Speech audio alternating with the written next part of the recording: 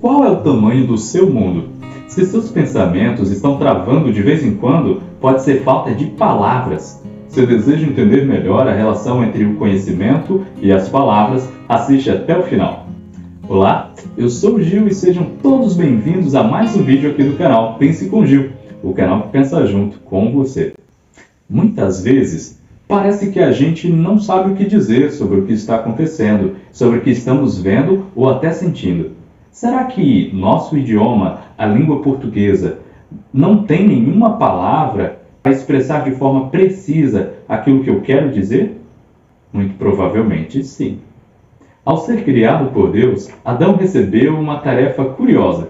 Deveria dar nome a cada ser vivo. Não sabemos que língua ele usou, mas sabemos que até hoje essa tarefa continua. Conforme vamos descobrindo coisas e avançando na exploração do mundo, a necessidade de novas palavras vai surgindo. Deixa eu te contar uma história para você entender isso melhor. Houve na Grécia Antiga um homem chamado Demócrito, que imaginava que a matéria era formada por uma partícula que não se dividia. Essas partículas foram nomeadas de átomo, que quer dizer não divisível. Até que em 1897, o físico inglês Joseph John Thomson descobriu que o átomo era divisível e continha uma partícula negativa que ele nomeou de elétron. Depois, anos mais tarde, em 1911, Ernest Rutherford descobre que o centro do átomo tinha um núcleo de carga elétrica positiva que ele nomeou de próton. E em 1932, o assistente de Rutherford, James, descobre uma partícula que não emitia carga elétrica nem positiva nem negativa. E essa foi nomeada de nêutron. Notou que, conforme o conhecimento aumenta, as palavras aumentam também? O filósofo da linguagem, Wittgenstein, escreveu certa vez que, abre aspas, os limites de minha linguagem significam os limites de meu mundo, fecha aspas. Agora, já parou para perguntar qual o tamanho do seu mundo? Quais os limites da sua linguagem? Se você tem acompanhado o conteúdo aqui do canal, já entendeu a importância da linguagem para as nossas vidas, principalmente para a vida intelectual.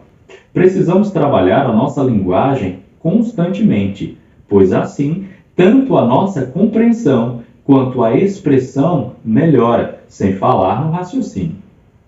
Se alguém sofre uma falta severa de linguagem, a sua capacidade de compreensão, expressão e raciocínio é afetada. Olha só um trecho de Vidas Secas. Abre aspas. Provavelmente aquelas coisas tinham nomes. O menino mais novo interrogou-o com os olhos. Sim, com certeza, as preciosidades que se exibiam nos altares da igreja e nas prateleiras das lojas tinham nomes. Puseram-se a discutir a questão intrincada. Como podiam os homens guardar tantas palavras? Era impossível. Ninguém conservaria tão grande soma de conhecimentos. Livres dos nomes, as coisas ficavam distantes, misteriosas. Não tinham sido feitas por gente. Fecha aspas. Não sei se você já parou para pensar nisso, mas precisamos nomear as coisas. Sim, nomear os objetos, as pessoas, os lugares, sentimentos, as ações, enfim, tudo. Já se perguntou por que o ser humano inventa tanta palavra, tanto nome? É porque sem os nomes a gente não pensa sobre os objetos, as pessoas, lugares, sentimentos, as coisas no geral. Ou seja, a gente não pensa a realidade de forma direta. A gente simboliza a realidade para, através dos símbolos, a gente conseguir pensar sobre ela.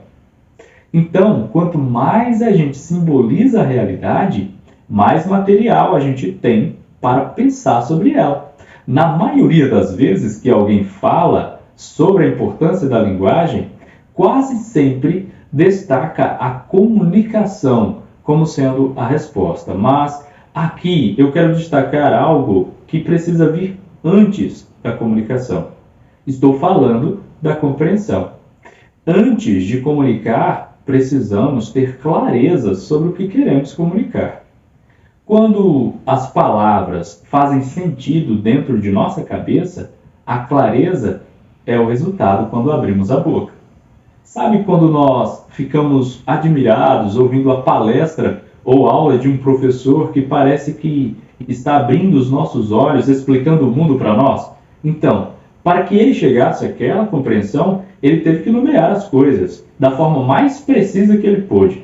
E dessa forma o conhecimento se torna algo inteligível, ou seja, algo que nossa cabeça é capaz de entender. Se com as palavras eu represento o mundo dentro da minha cabeça, eu preciso tomar cuidado em como eu nomeio, a ordem que dou às palavras aqui dentro, enfim.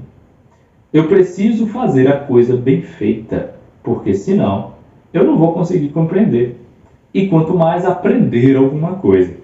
Você é aquela pessoa que não gosta de elaborar o que diz e quando se vê aperreado querendo dizer algo, apela para a palavra coisa ou o verbo coisar? Se liga, se quiser dar uma arrumada na cabeça, é hora de aprender a nomear as coisas.